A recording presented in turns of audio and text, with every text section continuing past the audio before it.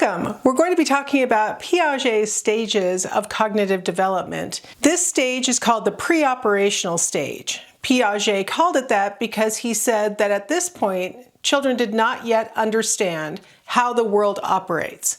So the not yet part refers to the pre, and then operational refers to they don't understand how the world works.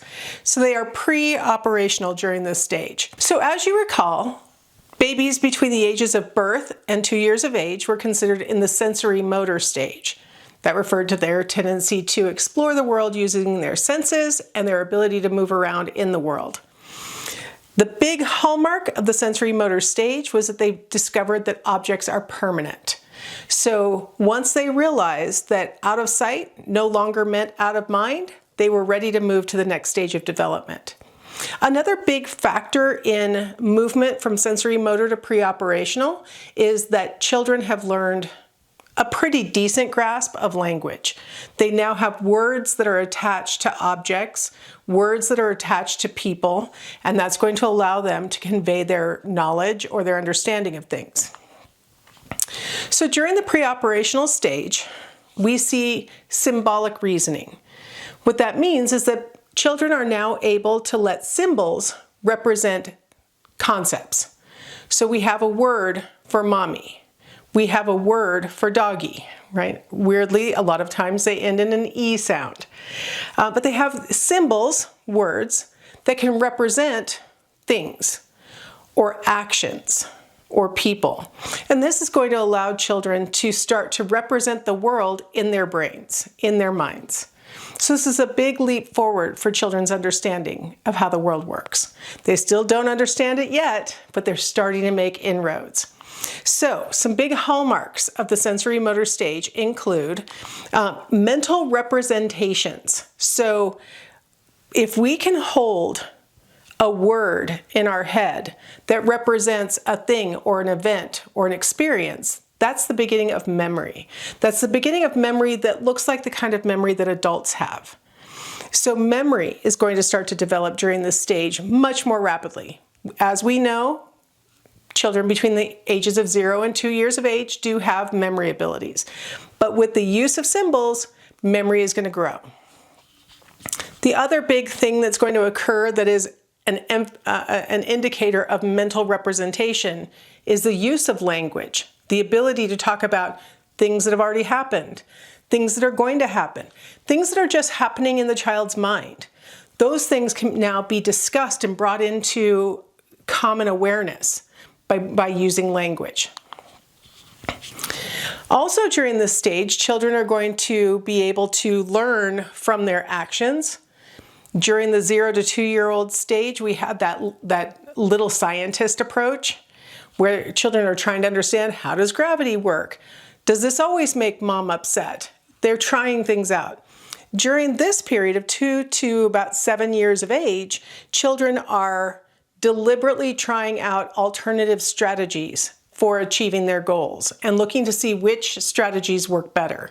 So they're actually able to learn from their actions in a much more deliberate way than they did when they were infants. They also can reflect on the outcomes of their actions. So children start to learn from the consequences of their behavior during the 2 to 7-year-old period. During infancy, they're much less likely to learn that their behavior led to this consequence.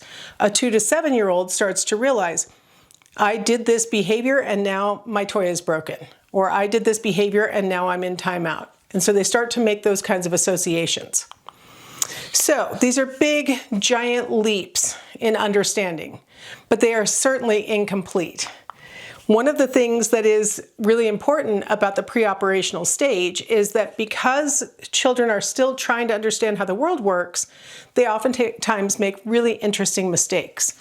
One thing that they start to learn during this period is the concept of identity.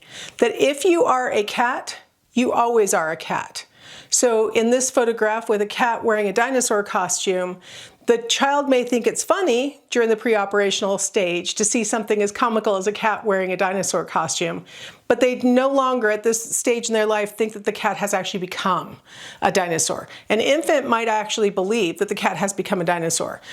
We're not sure on that because infants can't explain their mind states very well. But these older children recognize that's a costume and that's still a cat. Identity is stable for children in the pre-operational stage.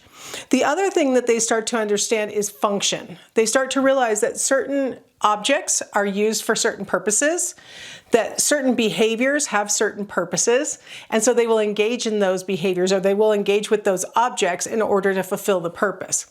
Now, this is a great leap forward to understand that a tablet is used to play video games. That's great. We understand how that works.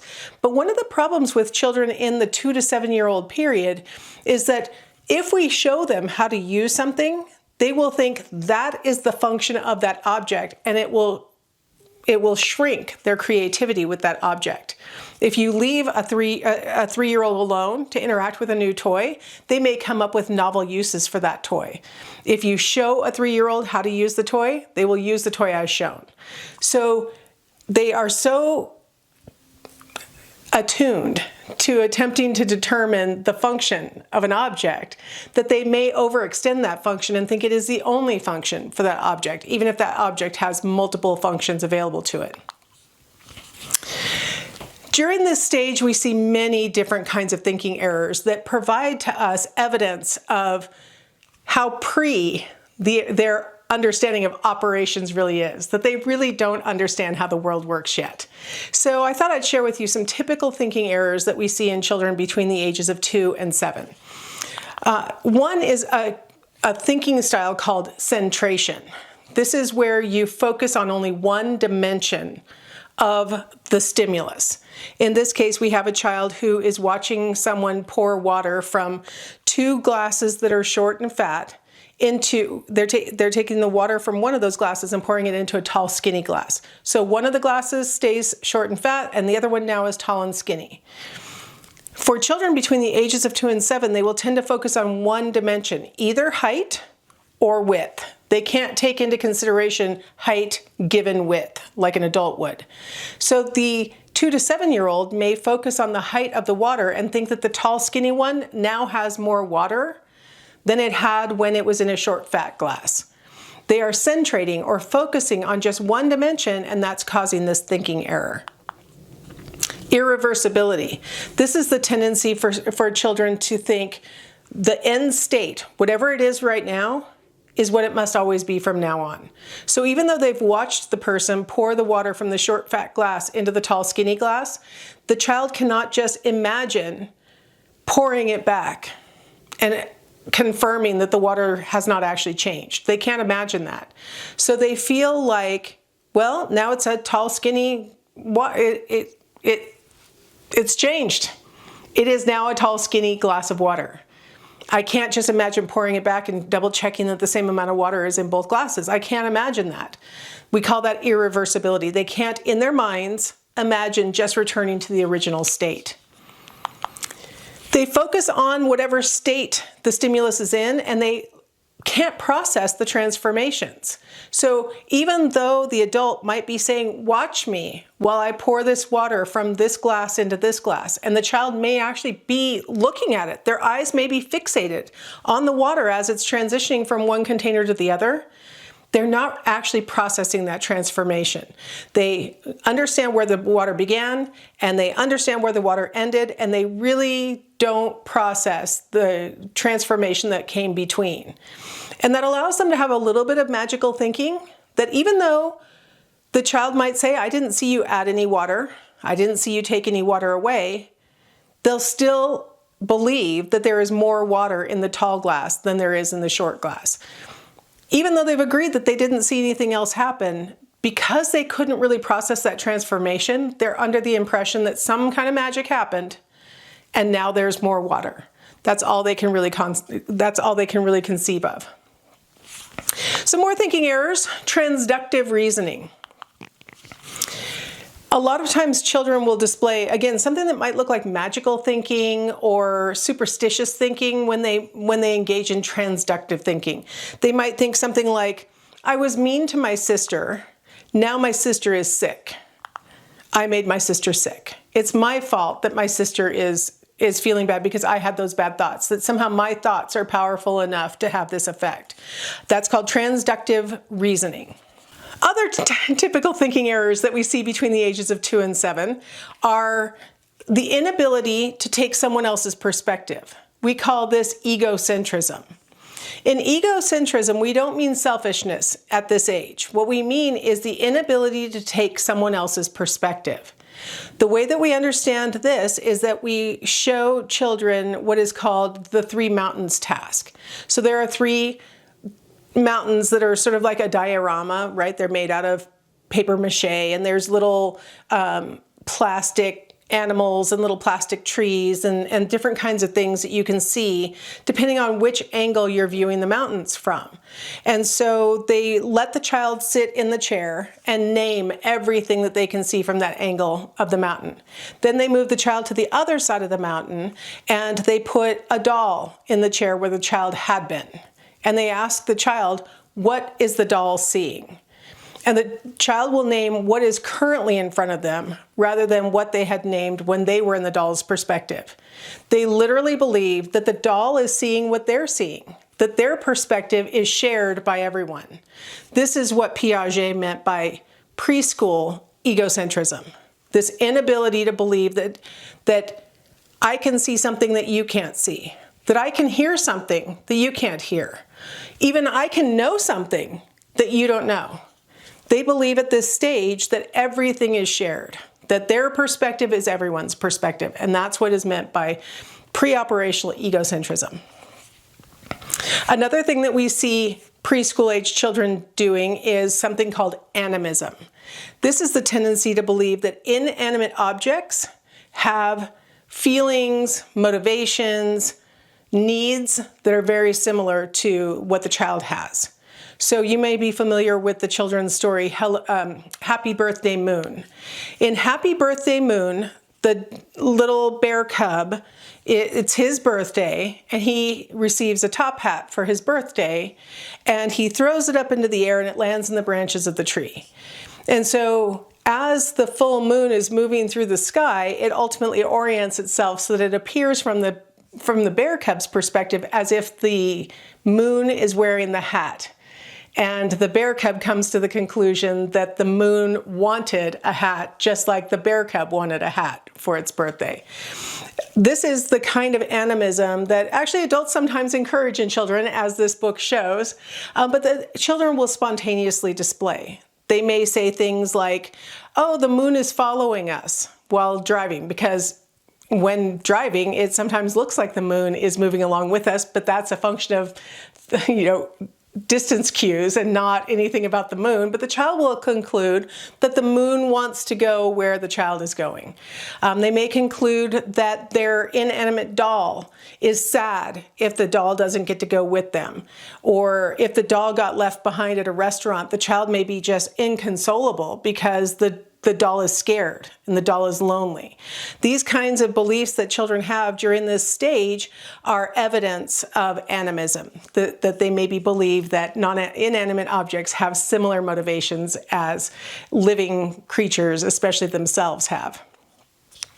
Artificialism is where the child does not understand natural events. What makes it rain? If you ask a child that, they might say something like, someone turned on the water hose.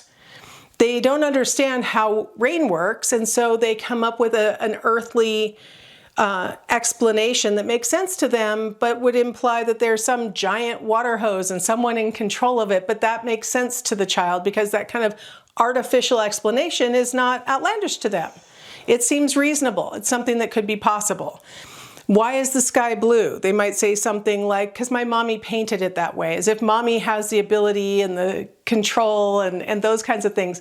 They don't understand natural explanations, so they focus on artificial explanations. What causes thunder? The angels are bowling, right? The angels are bowling is a great explanation for noise that's above you that sounds like somebody's moving furniture or bowling a ball. So they use this kind of artificial explanation for natural events. So I thought it would be fun to experience a little bit of what it feels like to be a pre-operational child who doesn't yet understand how the world works. For those of you who understand your geometry really well, this isn't going to work for you. But for those of us who are not quite as sure about our geometry, this might put you into a pre-operational child's mindset. So we're going to start with a circle that has a circumference of whatever it is. And we're going to imagine that we squished that circle down and made it into an ellipse. Let's say that the border stays the same. We have squished it down, but the border has stayed the same. So the question is whether the area of the circle is the same as the area of the ellipse. Now, if you know your geometry, you're probably able to calculate this, or you know what the process would be, or maybe you've even seen problems like this, and so maybe the problem isn't complex for you. But if you don't know your geometry really well, you might be struggling with this problem in part because maybe visually it looks to you as if there's more area in the circle than there is in the ellipse. But I emphasize that the border stayed the same. And if you know a little bit of geometry, you know, well, part of what we use to calculate the area is the border. So you might be struggling a little bit between what you know about how to calculate an area and what your eyes are telling you right now. Let's simplify this a little bit. Let's take it out of circles and ellipses because those are a little bit harder for us to process. Let's use squares and rectangles. So here we have a square that is 2 units long on each side, right? Because it's a square, so all the sides are 2 units long. So now let's make a rectangle that has the same border, right? So the square has 2 plus 2 plus 2 plus 2, so that's 8 units around the outside. The rectangle has 3 plus 1 plus 3 plus 1, that's also 8. So the border is the same on the square as it is on the rectangle. But you know how to calculate the area of a square and a rectangle, right? You just multiply the two sides with each other. So you have, for the rectangle, 3 times 1, so its area is 3 units. On the square, you multiply 2 times 2, the area is 4. So we can confirm with the square and the rectangle that keeping the border the same doesn't really matter for the area. The border can be the same and the area can be different. So now let your eyes guide you. Trust your eyes. It's true, the circle has a bigger area than the ellipse does. I actually calculated it out for you so that you could see there is a larger area in the circle than in the rectangle. But that moment where you weren't sure, that moment where you were thinking to yourself, I know that the border matters for the calculation of area, but I'm not exactly sure how to do it. My eyes are telling me that the circle looks bigger, but I can't be confident because I know there's a formula and maybe I should know it. That's the way that a pre-operational child feels when we pour water from one container to another and ask them which one has more. They look at it, their eyes are telling them one thing, their understanding of the world might be telling them something else, and they're not sure what to do with that, and that can cause them to make errors in their judgment. So let's wrap up Piaget's pre-operational stage with a couple of comments about it as far as what researchers have said about the accuracy of some of the things that Piaget addressed. He assumed that when children made errors in judgment, it was due to faulty logic. And one of the ways that he supported that claim is that he didn't just ask them, does this glass have more water? Does this one have more water? Are they both the same? And then accept they're different or they're the same as the answer. He'd ask the child, how do you know? And so the child was supposed to explain their logic. The problem with this technique is if you've ever tried to do a conservation task with a child who's, I wouldn't even try it on a 3-year-old, maybe 4 years old, they have a hard time explaining their logic. So we aren't sure if their logic is faulty or their explanation is faulty. Maybe they are understanding how the world works. Maybe they're jumping to a wrong conclusion. We don't know because their ability to explain is not really up to the task. By the time they are up to the task of explaining what they know, they're starting to move to the next stage of development.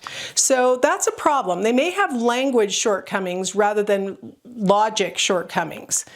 The other thing that I would like to point out is that researchers have found that you can reduce the degree of egocentrism that the child displays in a task like the 3 mountains problem if you provide them with something that they're familiar with, rather than having them describe the 3 mountain that maybe they have literally forgotten what they could see from the other side. If instead you say, why don't you describe to me what you're seeing from your side of your bedroom, and then tell me what Dolly is seeing, who's sitting on the other side of the bedroom. Well, now I'm really familiar with the scenario and I may be able to really accurately describe what Dolly is seeing. And so it could be that, again, the child is being hampered by the structure of the test. And it may not be that their logic is as bad as it appears. Now, having said that, I'm going to say these might be decent explanations for maybe the 4, maybe the 5-year-olds, but the smaller children, if you ever test a smaller child, you will very confidently believe that they are not understanding how the world works yet. By the time they're getting to be 6 or 7 years old, they are starting to understand how the world works, and you start to see them moving into the next stage of development. And so I think there are maybe differences between the early preoperational children and the later preoperational children as they're getting ready to move on to the next stage. And you know what? We're going to join them in the next stage in the next video.